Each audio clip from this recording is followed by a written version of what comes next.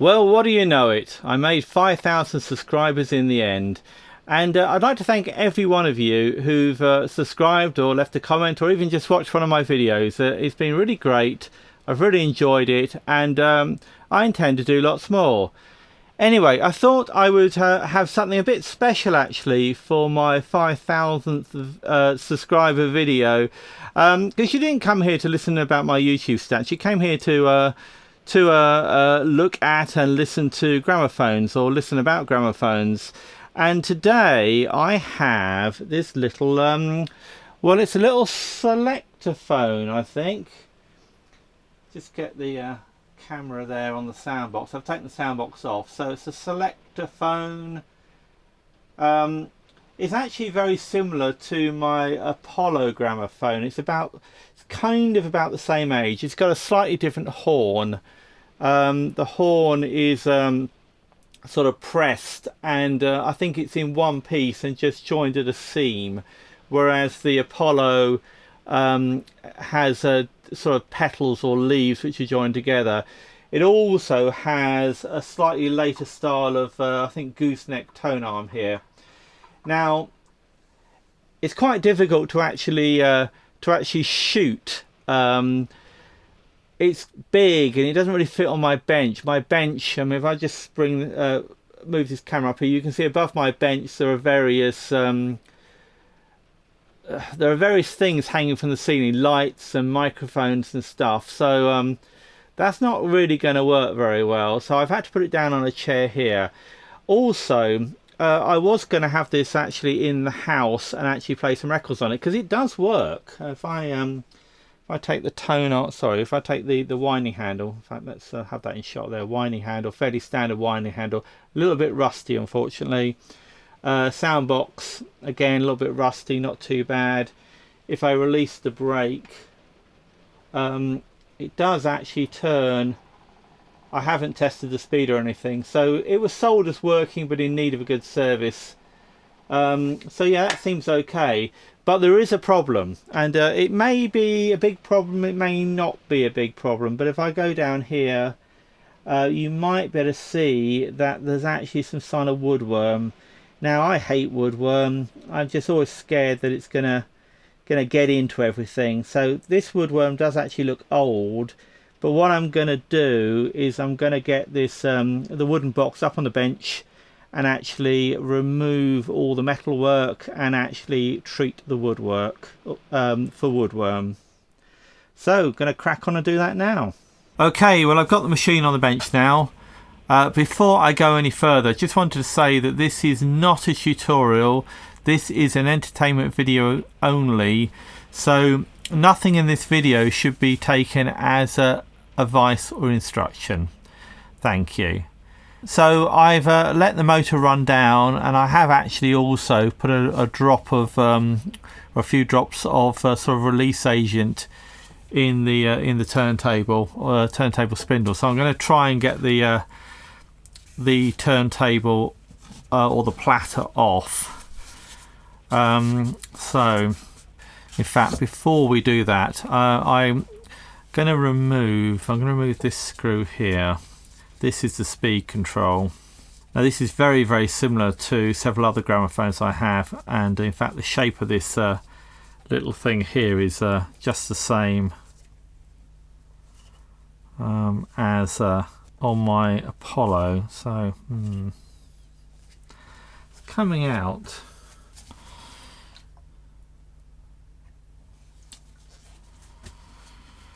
That might help a little bit. Quite stiff.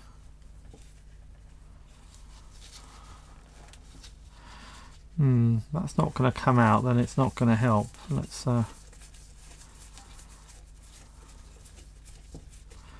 could be corroded on the inside. Okay, so let's leave that for a minute. Just wind that all the way back in. The actual the little plate is nailed on, so if it was screwed on I could just remove it, but it's nailed on, so I'm going to leave it where it is. So leave that all the way down there. Turn this around. Maybe we can take this out. Can we get to the two little screws?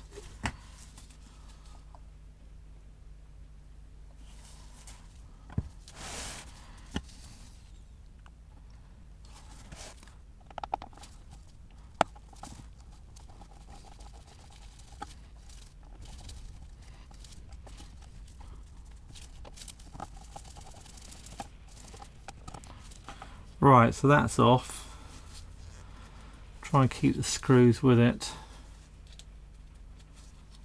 That may not have been off in 100 years. Put this away. Don't like leaving this out. So now that's off.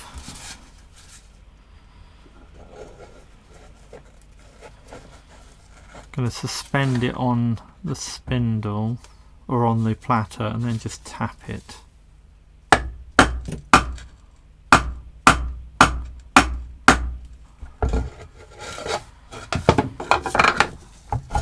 Right. Okay, so there's the platter off. It's blowing an absolute gale out there at the minute, so if you're hearing sort of noises like wind and rain and stuff, that's why. It's been like that all day, unfortunately. Okay, so there we are. There's the original platter. That's cast iron, I think. Seems to be a rim with a join, so that may be a crack there, I don't know. But it may just be a join. I think it is just a join where the outer rim is. There's a sort of outer rim that's been applied. Okay, put that to one side. Now the dealer I bought this off, I got it in an antique store, and I didn't get to speak to the dealer. It was just on his stall, and he thought that it had Thorin's parts, so things like the brake that I've just taken off, and this part here was Thorin's, and that the motor inside would be Garrard. And I think later on, the Selecta machines were indeed Thorin's and Garrard, or Thorin's parts and Garrard, but I suspect the motor in this might actually be something other than a Garrard. It might be an earlier one than that. So anyway, let's see if we can get some of these off. In fact, that's actually loose. It's interesting. So if I do that, the motor will just drop. So, and the problem with the back, I could take the back bracket off, but I'm not sure whether nuts will drop inside or what's inside there actually. So I might try doing that.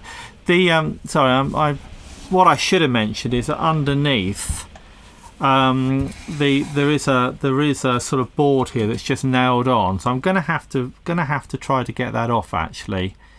I suppose what we could do is actually see if we can get some of these nails out. That one's quite proud. Well, that one just come, yeah, that will come out. Not too worried about these nails.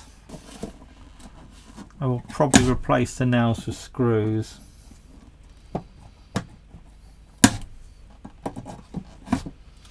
Right, that one's out too.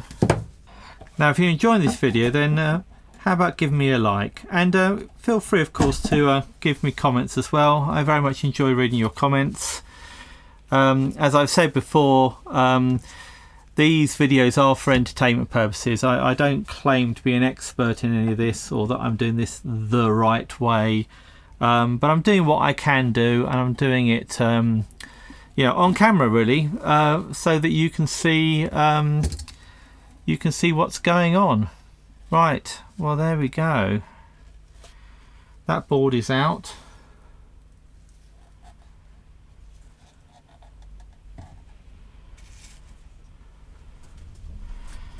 And there's the motor inside. I'm not sure what that motor is, but it does have it has a sort of, well, it has a symbol on it, Mark Deposit Type AX motor, I think. I'll have to check who actually made that, but inside it's pretty clean.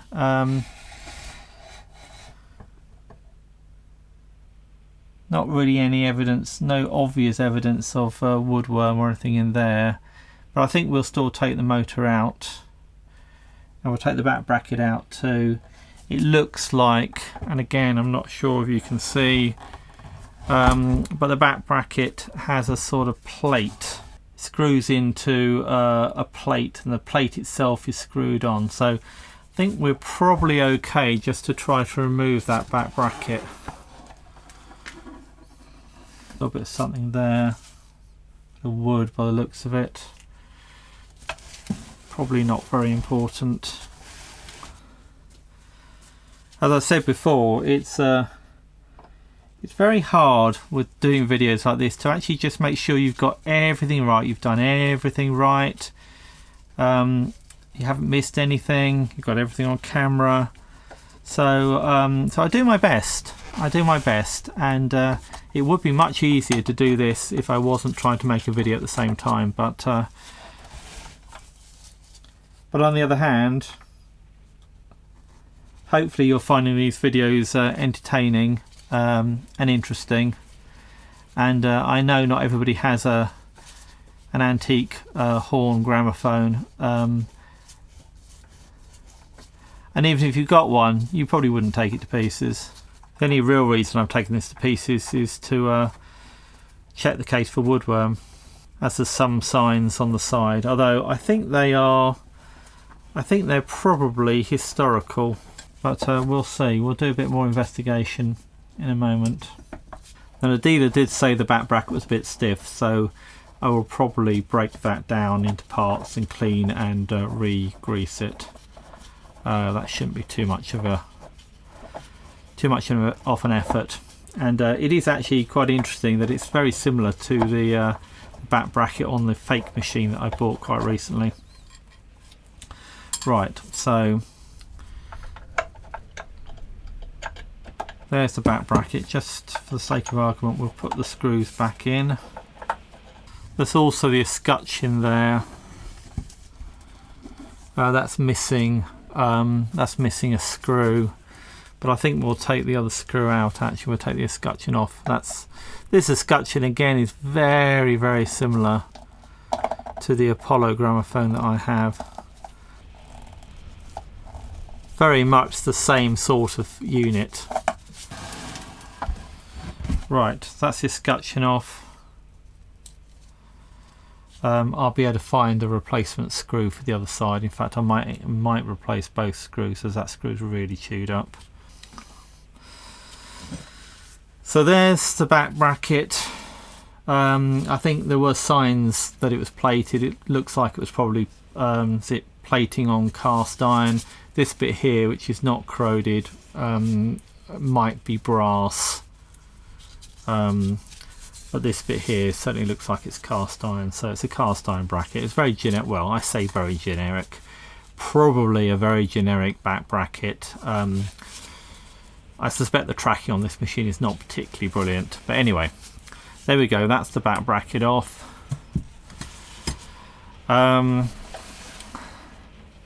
Now, do the screws actually want to come off? That one did. The other ones, oh, that one does.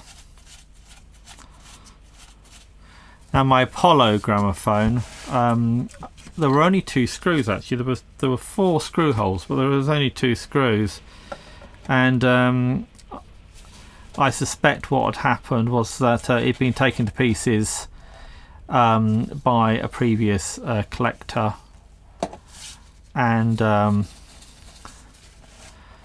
maybe the motor had been test fitted back in, and then that collector just forgot they hadn't put all the screws back in. Okay, so let's take the screws out. I'm going to try again to keep the screws and the nuts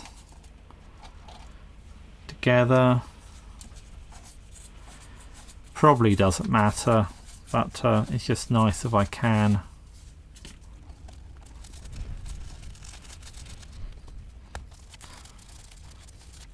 It's quite useful having the camera because I can see the orientation of things when I take things off. So there we are. That motor should really just pop out now. Now, if it's anything like my Apollo gramophone, it'll be an absolute pain to put the motor back in. Right, okay. There we go. I think we'll put the case to one side for the moment. Quick look at the motor. So yeah, very, very simple single spring motor. It's interesting, it's got some sort of rubber thing there.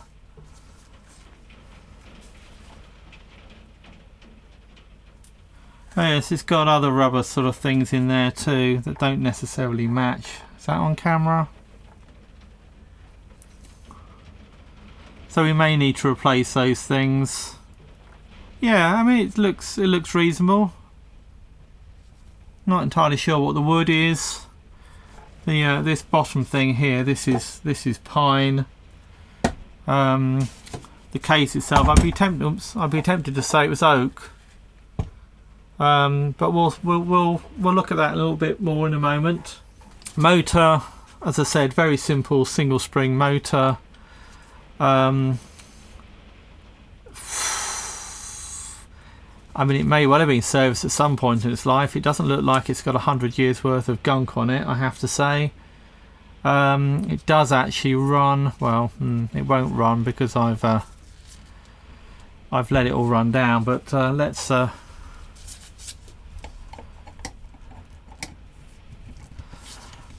wind it up just a few turns.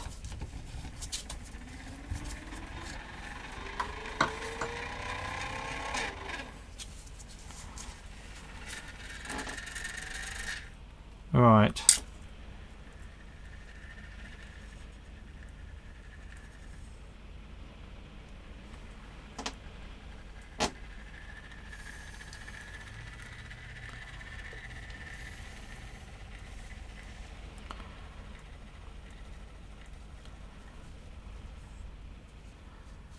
Three spring governor.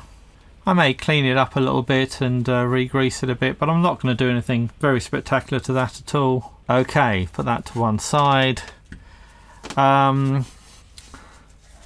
So in terms of the base, to see if there's any signs of any woodworm. I mean,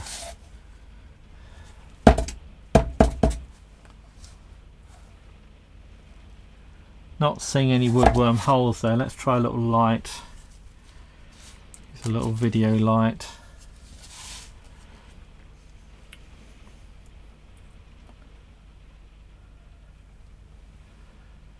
Nothing very obvious there.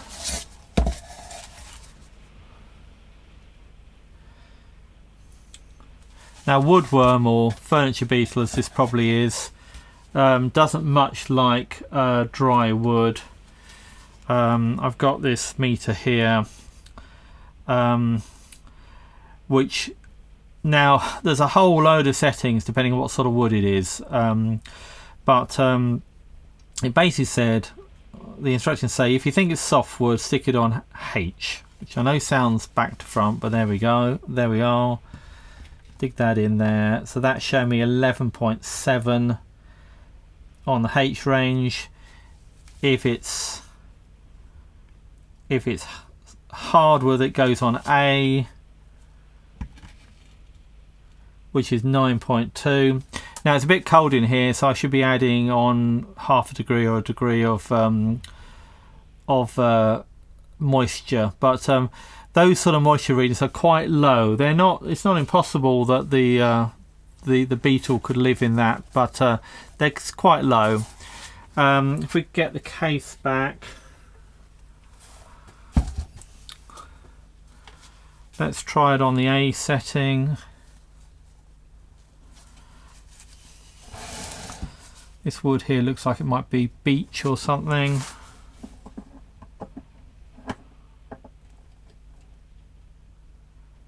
.5. Let's try it in the top. 8.1.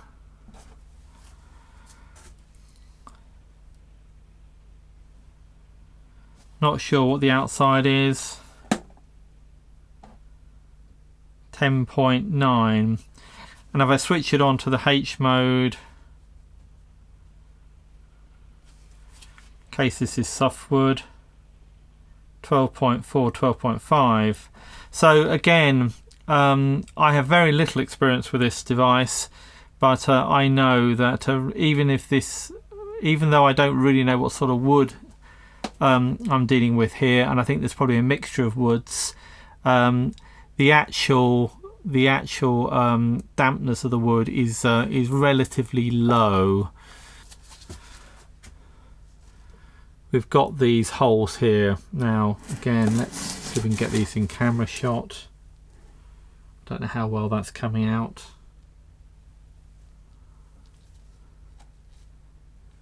But to a large extent, these look like they're old holes. There's maybe one or two holes which might conceivably be more modern, but by and large, it does look like it's old. They're old holes, and there are no holes on the front, no Woodworm holes on the front, and there are one or two sort of on the other sides, and there are none as far as I can see on the top. Not seeing any on the top at all. So it's obviously been stored poorly at some point. I think it's likely that Woodworm isn't active. So what I'm going to do is get a mat or something. So we put that there, then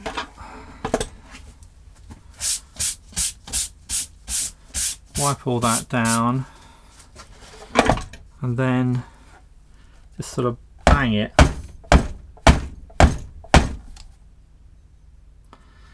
Not really getting any dust or anything out the holes. Let's just try, just use a plastic mallet.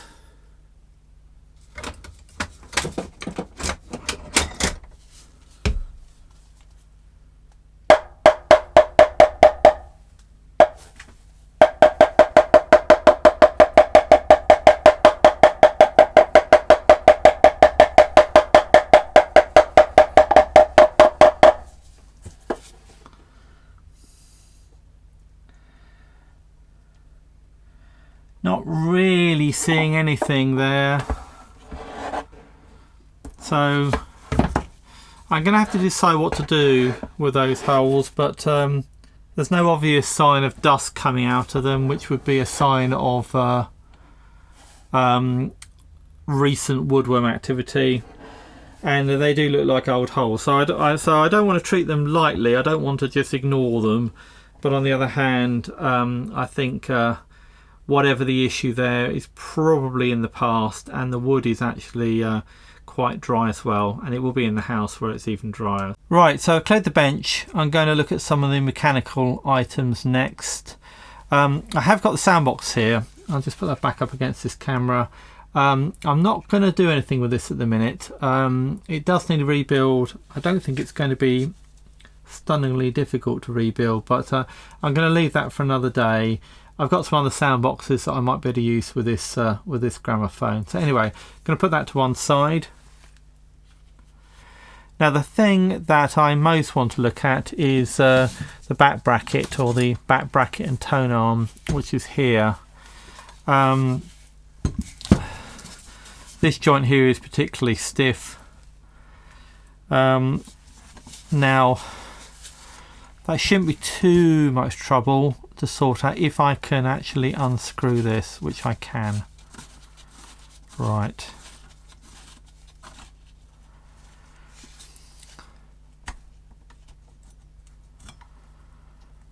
There we are. So you can see that's brass under there. So I'm just going to clean that up and probably re-grease it actually.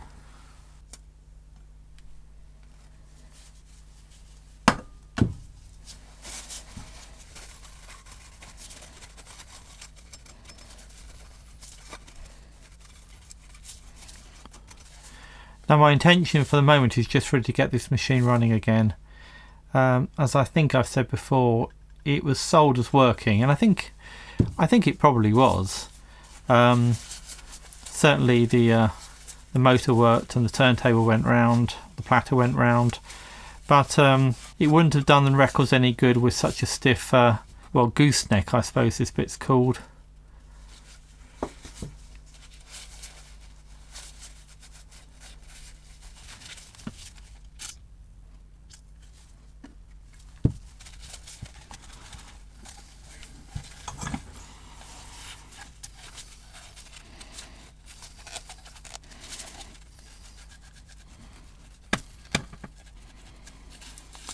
certainly a bit dirty in there. I think for now I'm just going to go with oil actually rather than grease. And the other place, well, there's this bit here and there's this bit round here, so again let's put a little bit of this in.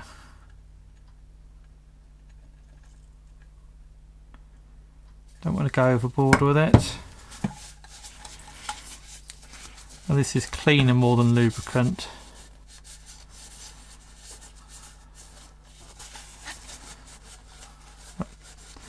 Ease a bit of the gunk out. There's probably a screw in there. Actually, I probably could completely remove that. Is that worth doing?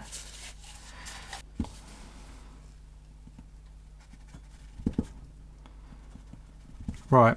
Okay, that was engaging the screw head and that did not want to come out, so I think for the minute we will leave that screw in. It's not critical, we take it out.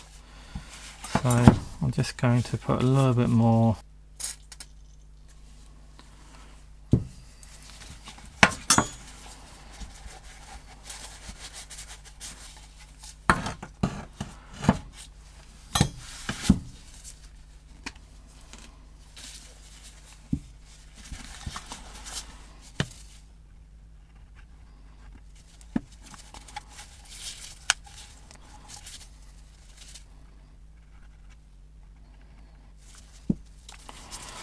Okay,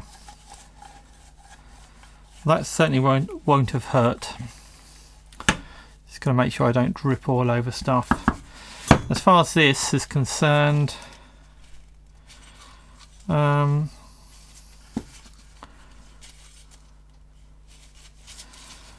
I think it's just a case of reassembling it with some oil. Maybe we'll put some oil on there.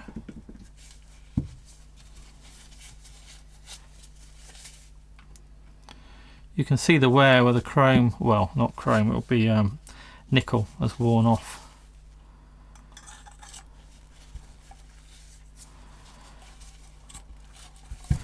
Just shows how many times that arm's gone up and down.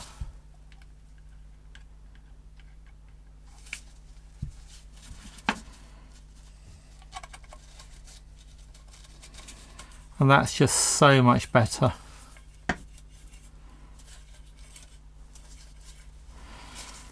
Okay, so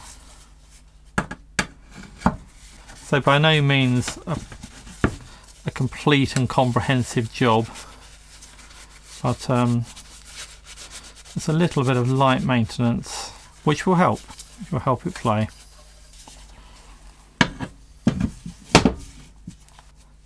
So the brake's pretty gungy.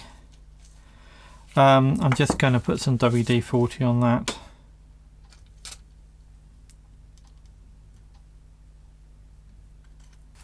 Just want to see if it wants to clean up at all. I don't know how much of that's oil, how much of that's just rust where the plating's worn off. Some of it's certainly gunge. Probably would benefit from going through the ultrasonic cleaner actually. Now this brake appears to be exactly the same as on my Apollo gramophone.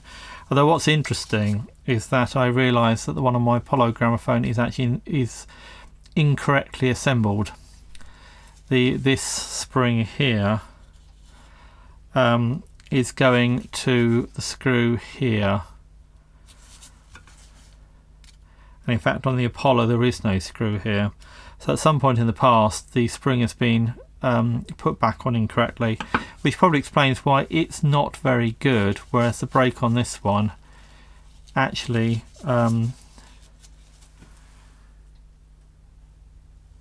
it actually works really quite nicely.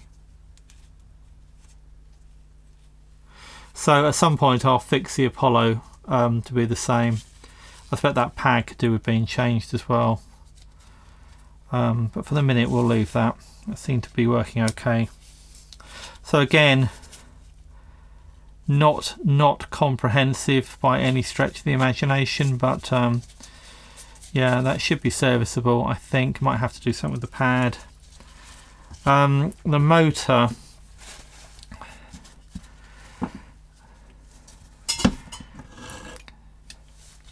motor's actually pretty clean. Gonna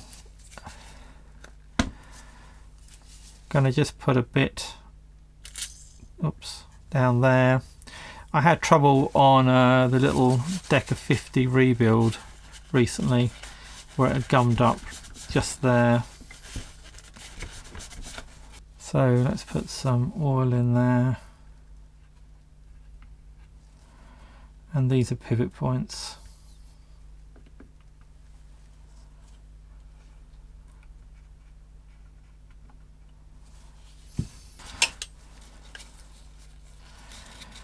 And some oil on the governor plate as well. It's probably too much.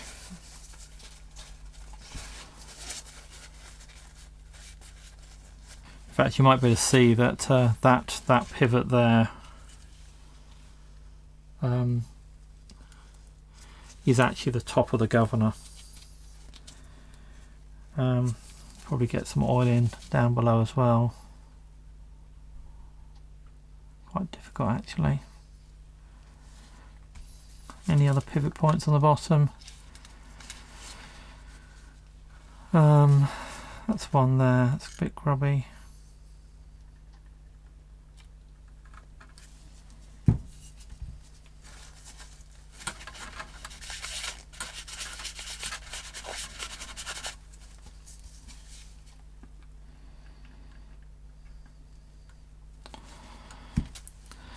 Now this oil is probably a bit light for some of these gears,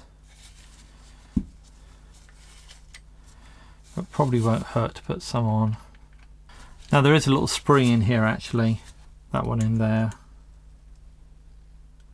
that's on the shaft that winds the motor. Now I'm not going to oil that one.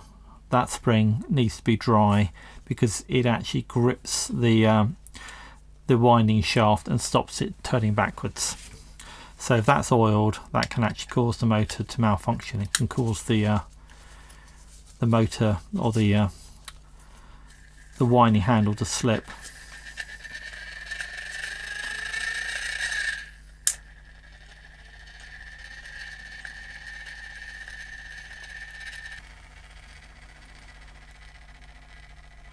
Okay, so there we are, a little bit of light oiling. I think that will do for the minute. So now it's time to put it back together again. I've got the case back on the workbench.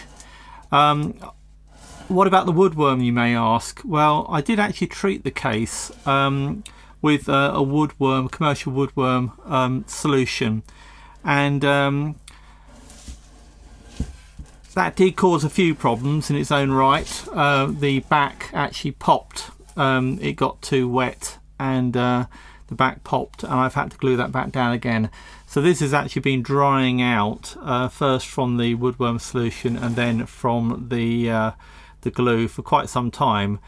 It also caused some discoloration here, which I've had to touch up a bit. So, but anyway, I don't think there was any live woodworm in there anyway, and the wood was very dry, probably too dry for active woodworm.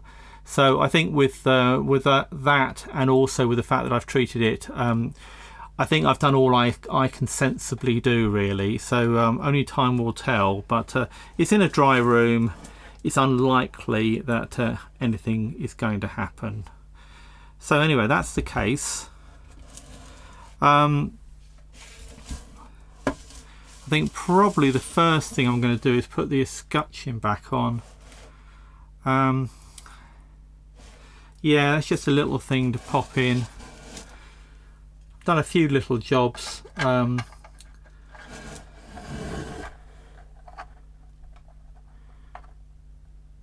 I've left quite a lot of things. And you'll see just how sort of ham-fisted I am.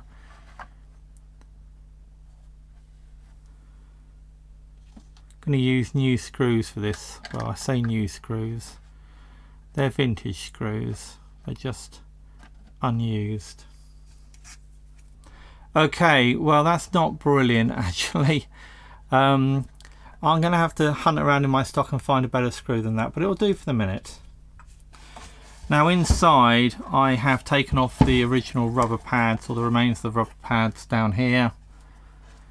I've also refitted this bit at the back here that I took off when I was doing the woodworm treatment. So I think probably, what's it going to be? Is it motor or back bracket? I think it's back bracket next.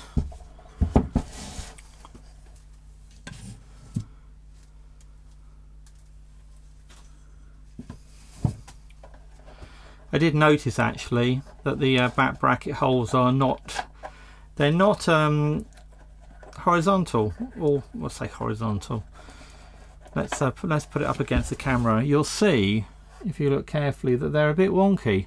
So when they were originally drilled, they weren't drilled in a line. And that may be deliberate, but I suspect it's not.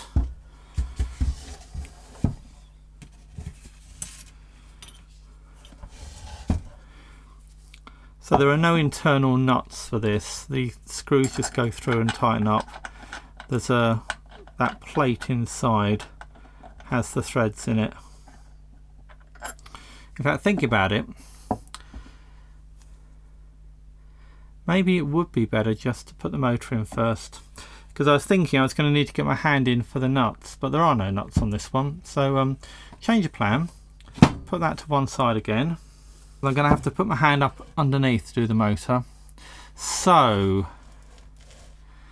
what I've decided to do is use these felt floor protectors as felt washers, because they're kind of like felt washers. And I've just punched a hole in the middle of them, and they go on the motor just fine actually.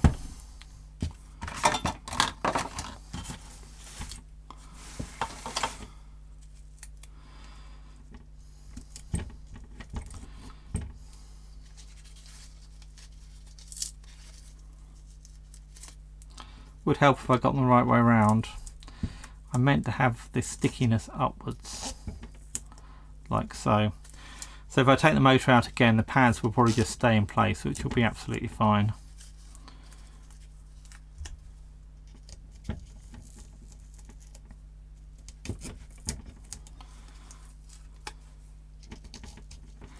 Now it does matter to a certain extent how thick these pads are. But these are, I think, fairly similar to the sort of size, or the sort of gap, what am I talking about, depth that these old rubber ones were giving me. So it should be okay. This machine's not desperately critical. The brake goes on the outside rather than the inside of the platter. That makes life a bit easier. So yeah, it's probably going to be okay.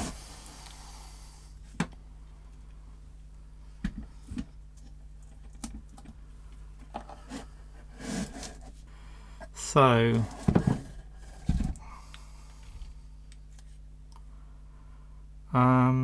we have the motor like so.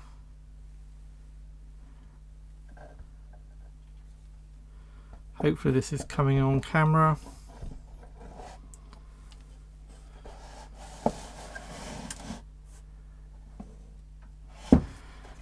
Right, okay.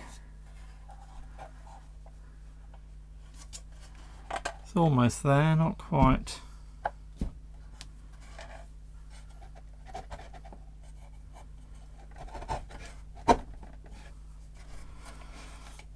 Like that.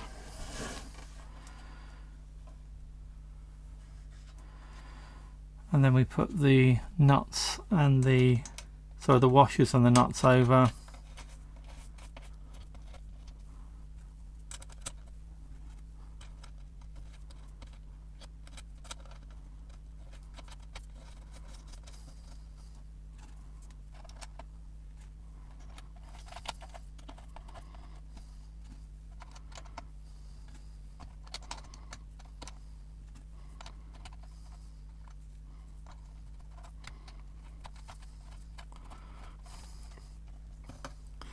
Now these aren't locking nuts at all, but we'll just give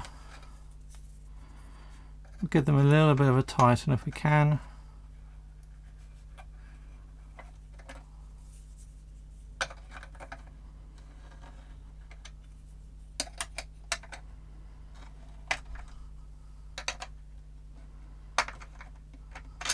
Almost fits this screwdriver, sorry, this spanner. Yeah, it does on this bit, but not so much on the ring.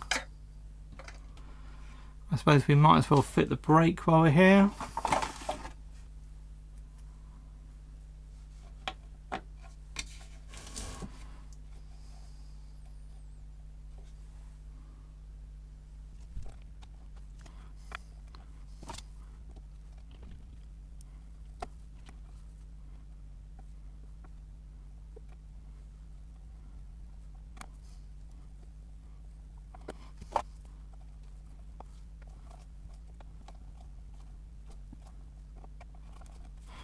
Okay.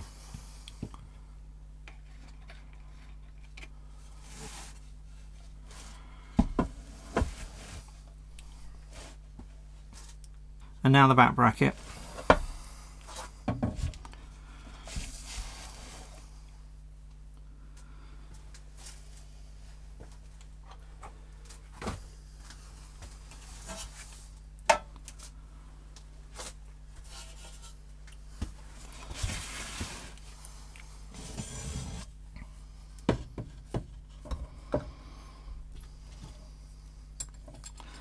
It's at times like this I look up and spot something that I should have fitted. The old joke about taking things to pieces and then getting spare parts once you put it all back together again is unfortunately all too true with gramophones. It's very, very easy to miss a part, a washer or something.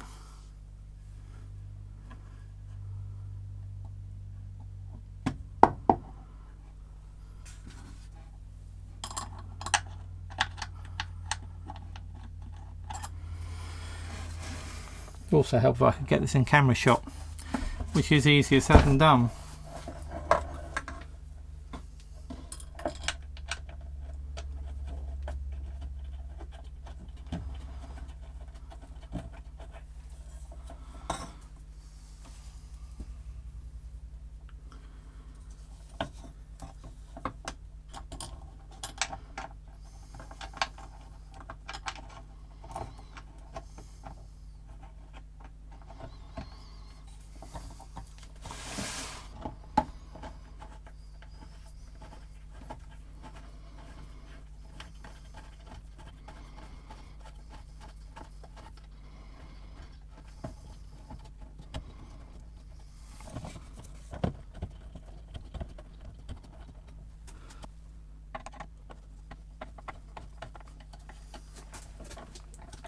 Now you probably notice I've not cleaned up all the parts.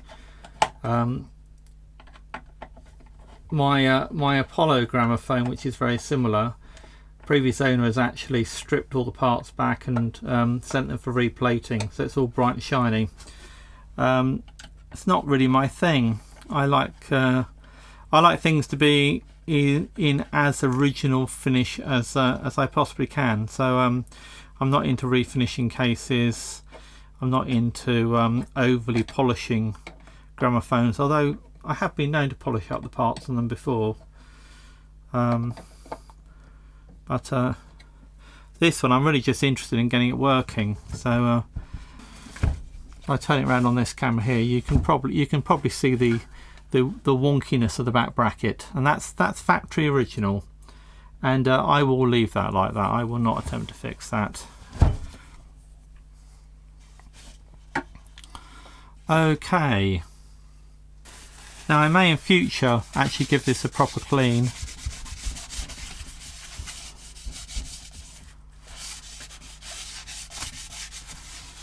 So we'll just take some of the dirt off there for the minute and pop the platter on.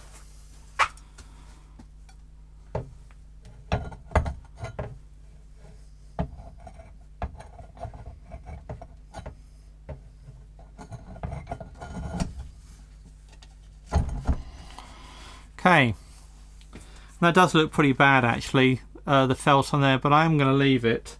I mean, if I really wanted to, I could always put something like this on, which somebody else has made for another gramophone, but I don't think it really helps. It's not the right colour. I can make a new green one. I've got sort of green felt, but no, I'm just going to leave it like it is. So I think first thing we'll do, or the next thing we'll do, is put the winding handle in, check that we can wind it.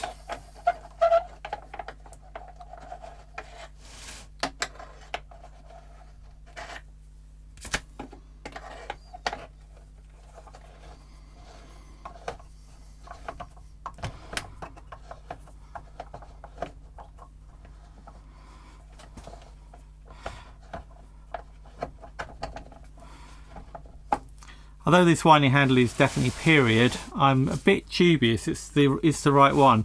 It just looks a bit long. There's too much here really, so this may be a later replacement. But let's give it a little bit of a wind. Not very much at all. Just check that it actually does want to turn.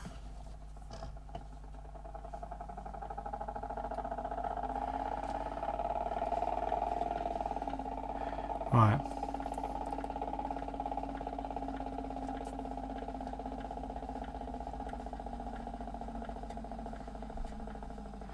Right, so screwing it in, or screwing the speed control in, slows it down, and screwing it out speeds it up, which is fair enough. And the motor doesn't sound terrible.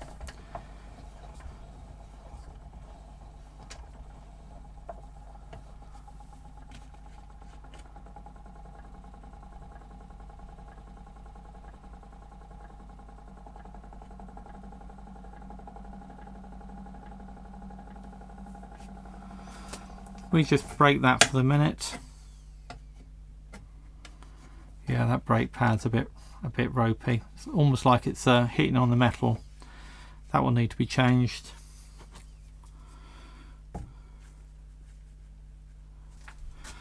Right, let's see if we can get it to go at 78 RPM.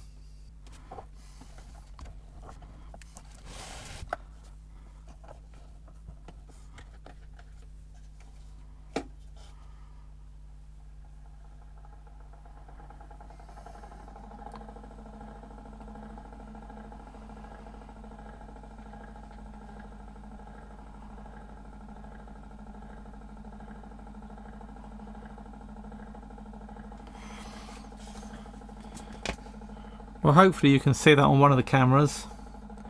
But that's not terrible. Looks like it will probably play. Whether it will play a whole record, we'll see.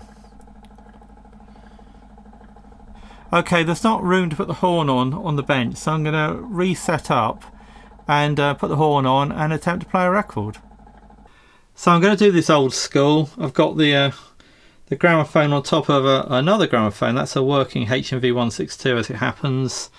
And you can see the horn is fitted, and the microphone that I will probably use is this one here. It's certainly turned on and recording. I've obviously got the camera mic as well. I've got an Imperial. This is actually an electric recording. This is Blue Danube, and I've put on the Tono Fox soundbox. Now this is not the soundbox that came with it. This soundbox though has the advantage of having been rebuilt, so it's got new gaskets. It's got a not very effective diaphragm. It doesn't sound brilliant, but it should be okay for this. And I've got I think probably a soft tone or an extra soft tone needle in there, about 0.9mm in diameter. So I've wound it up a bit. Let's set it going and see what it sounds like. Now, if you're enjoying this video, then how about giving me a like so that I know and that YouTube knows too. Thank you.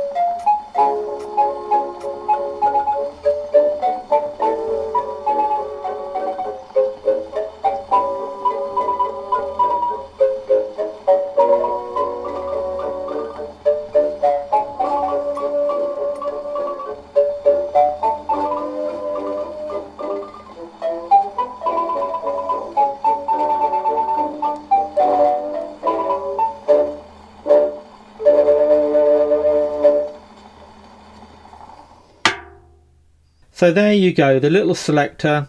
It didn't get through the record in one go. You could hear it slow down and speed up as I wound the handle. But for a first attempt, I didn't think that was too bad. I didn't actually wind it too tightly. I've got no idea how many winds it really needs. But anyway, hope you enjoyed that. Let me know in the comments.